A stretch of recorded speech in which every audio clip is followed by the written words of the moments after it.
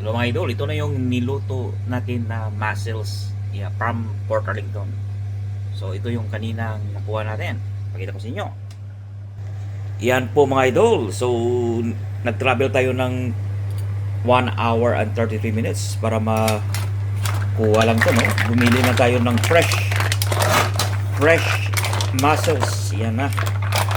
Steam lang yan mga idol. Ayan, no? Ayan, bumumuka na. Bumumuka na yung tahong ni Carla. Yan. Mga idol, sarap-sarap yan. Fresh from Port Arlington. Yan, madali na lutuin.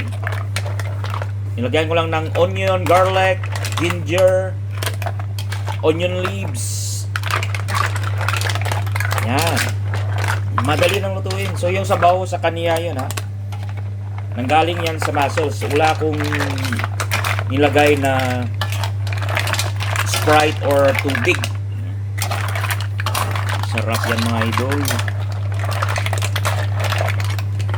Yan. Tikman mo muna kung okay na. Tikman mo please. Yung mussels.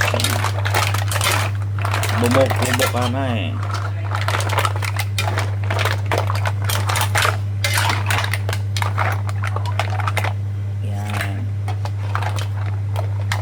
Yan ang mussels ni Marks and Talent. Napakasimple lang to idol, pero masarap. Napakasarap to. Matagal na itong mga recipe ko. Patikim ko sa quality control kung okay na ba yung mussels. Tingnan, no? Okay na yan. Pwede na.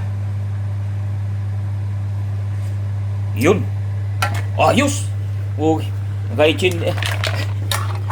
Ano na yung ulo eh, gumagano na eh. Yes, pwede na. Okay. Pwede na daw.